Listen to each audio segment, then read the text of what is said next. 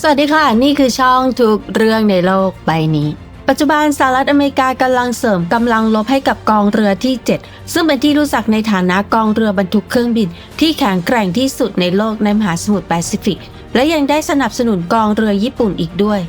ในการตอบโต้ครั้งนี้จีนได้กำลังทดสอบเรือบรรทุกเครื่องบินฝูเจี้ยนซึ่งเทียบได้กับเรือบรรทุกเครื่องบินชั้นนิมิกส์ของสหรัฐและกำลังทำการปรับปรุงเครื่องบินประจำเรือบรรทุกเครื่องบินที่มีอยู่ให้ทันสมัยมากยิ่งขึ้นเรือบรรทุกเครื่องบินฝูเจี้ยนมีขนาดใหญ่ที่สุดในบรรดาเรือบรรทุกเครื่องบินที่จีนเคยต่อและจากภาพถ่ายดาวเทียมในระหว่างการต่อเรือแสดงให้เห็นว่าโครงสร้างภายในคล้ายคลึงกับเรือบรรทุกเครื่องบินชั้น Forrestal และชั้น Kitty Hawk ของสหรัฐโดยคาดว่ามีระวางขับน้ำมากกว่า 80,000 ตันสหรัฐอเมริกาจัดกองบินประจำเรือบรรทุกเครื่องบินด้วยฝูงบิน F-35C ซึ่งเป็นเครื่องบินพรางตัวยุคที่ 5 จำนวน 1 ฝูงบินFA-18E/F ซึ่งเป็นเครื่องบินรบยุคที่ 4.5 จำนวน 3 ฝูงบินพร้อมด้วยเครื่องบินสงครามอิเล็กทรอนิกส์ EA-18G และเครื่องบินเตือนภัยล่วงหน้า E-2D ในขณะที่จีนก็จัดกองเรือบรรทุกเครื่องบินในลักษณะเดียวกันด้วยฝูงบิน J-35 ซึ่งเป็นเครื่องบินพรางตัวยุคที่ 5 และเครื่องบิน J-15B ซึ่งเป็นเครื่องบินยุคที่ 4.5 จำนวน 1 ฝูงบินพร้อมด้วยเครื่องบินสงครามอิเล็กทรอนิกส์ J-15D และเครื่องบินเตือนภัยล่วงหน้า KJ-600 กล่าวคือเรือบรรทุกเครื่องบินลำใหม่ของจีนฝูเจี้ยนกำลังเตรียมกำลังเครื่องบินประจำเรือเพื่อให้ขีดความสามารถในการปฏิบัติการทัดเทียมกับเรือบรรทุกเครื่องบินชั้นนิมิกส์ของสหรัฐอย่างไรก็ตามในขณะที่สหรัฐมีเรือบรรทุกเครื่องบินชั้นนิมิกส์หลายลำแต่จีนมีเรือบรรทุกเครื่องบินขนาดใหญ่เพียงลำเดียวคือฝูเจี้ยนดังนั้นจีนจึงได้พัฒนาเครื่องบินประจำเรือบรรทุกเครื่องบินที่มีอยู่ให้ทันสมัยยิ่งขึ้นพร้อมกับผลักดันการพัฒนาเรือบรรทุกเครื่องบินอากาศยานไร้คนขับซึ่งเป็นวิธีการใหม่ในการเสริมกำลังกองเรือบรรทุกเครื่องบินเมื่อเร็วๆนี้จีนได้เปิดตัวเรือโจมตีสะเทินน้ำสะเทินบกชั้น Type 076มีระวางขับน้ำ 40,000 ตันซึ่งเป็นเรือโจมตีสะเทินน้ำสะเทินบกยักษ์ที่เรียกว่าเรือบรรทุกอากาศยานไร้คนขับที่จีนได้พัฒนามาเพื่อสนับสนุนกองเรือบรรทุกเครื่องบินดังนั้นคลิปนี้เราจะมาดูรายละเอียดของเรือสะเทินน้ำสะเทินบก Type 076 ที่เรียกว่าเรือบรรทุกโดรนกันค่ะ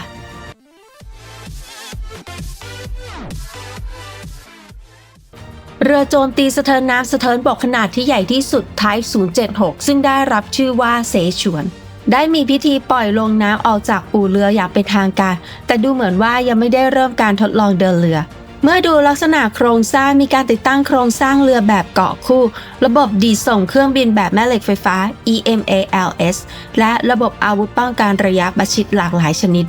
โดยประมาณการว่ามีระวางขับน้ำ 40,000 ตันความยาวประมาณ 263 เมตรความกว้าง 43 เมตรซึ่งความกว้าง 43 เมตรนี้มากกว่าเรือ USS อเมริกาซึ่งเป็นเรือโจมตียกพลขนาดใหญ่ของกองทัพเรือสหรัฐที่มีความกว้าง 32 เมตรนอกจากนี้เรือโจมตีสะเทินน้ำสะเทินบกลำนี้ยังมีระบบดีดส่งเครื่องบินแบบแม่เหล็กไฟฟ้าที่สามารถปฏิบัติการกับอากาศยานปีกตึงและมีสายเคเบิลดักจับเครื่องบิน3เส้นที่ท้ายเรือคาดว่าเครื่องบินขับไล่ไร้คนขับแบบพรางตัวและโดรนหลากหลายประเภทจะเป็นอากาศยานหลักประจำของเรือเสฉวนนี้ระบบดีดส่งเครื่องบินแบบแม่เหล็กไฟฟ้านี้ถูกติดตั้งครั้งแรกบนเรือบรรทุกเครื่องบินพลังงานนิวเคลียร์ชั้นเจอร์ลฟอร์ดของสหรัฐ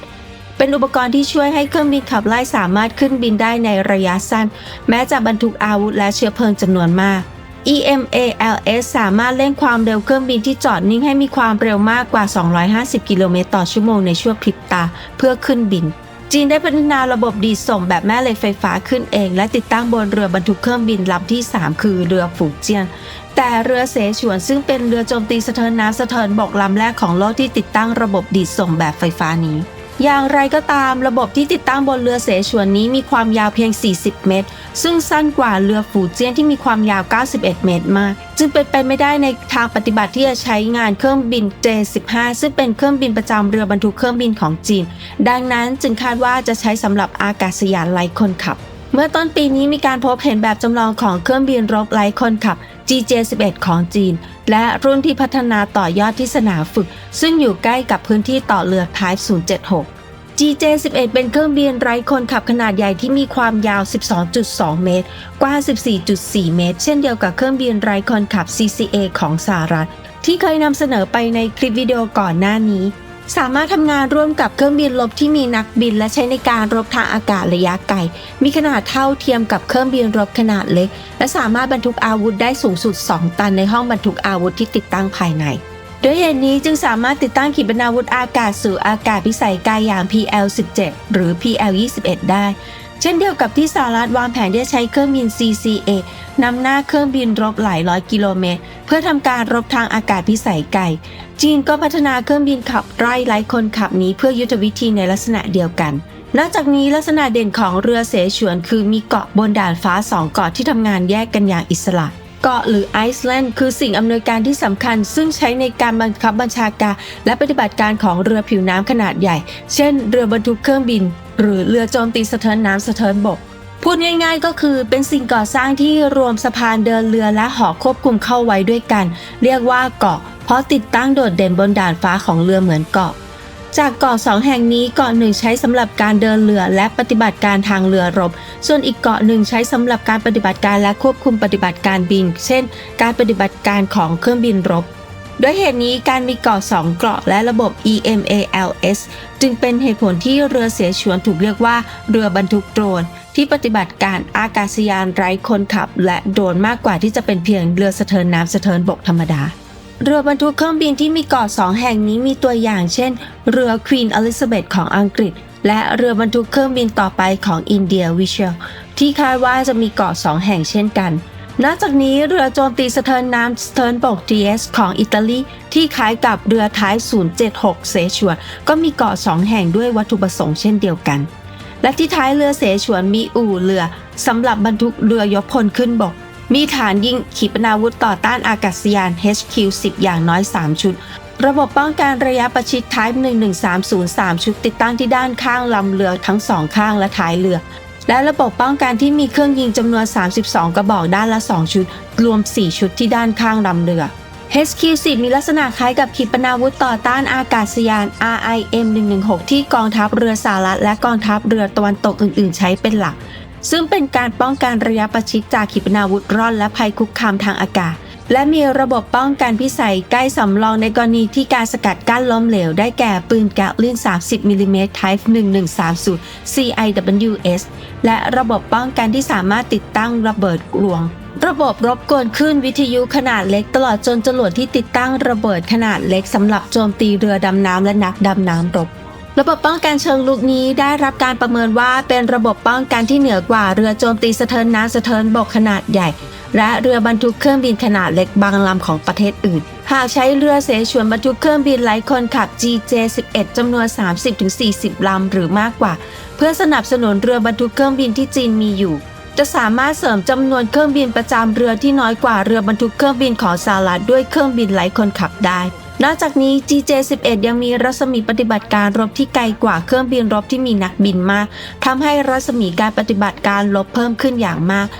ด้วยเหตุนี้ผู้เชี่ยวชาญทางทหารจึงประเมินว่าการปฏิบัติการร่วมกันระหว่างเรือเสฉวนและเรือบรรทุกเครื่องบินที่มีอยู่จะให้ผลเทียบเท่ากับการใช้เรือบรรทุกเครื่องบินขนาดใหญ่4 ลำยุทธศาสตร์นี้ของจีนเป็นเพราะสหรัฐสามารถใช้เรือบรรทุกเครื่องบินปฏิบัติภารกิจพร้อมกันในน่านน้ำทั่วโลกได้สูงสุด4 ลำปัจจุบันสหรัฐอเมริกามีเรือบรรทุกเครื่องบินพลังงานนิวเคลียร์11 ลำแต่เช่นเดียวกับยุทโธปกรณ์ทั่วไปตามกฎ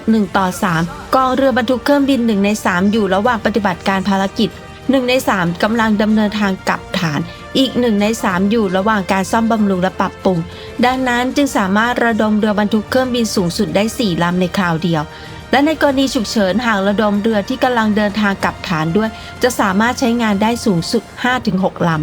เรือบรรทุกเครื่องบินของสหรัฐโดยทั่วไปต้องเข้ารับการซ่อมบำรุงทุกๆ32 เดือนซึ่งในช่วงนี้มีการซ่อมแซมและปรับปรุงอย่างครอบคลุมและเมื่อเรือบรรทุกเครื่องบินเข้าสู่การซ่อมบำรุงมักจะใช้เวลาหลายปีในการปรับปรุงและทดสอบการปฏิบัติการ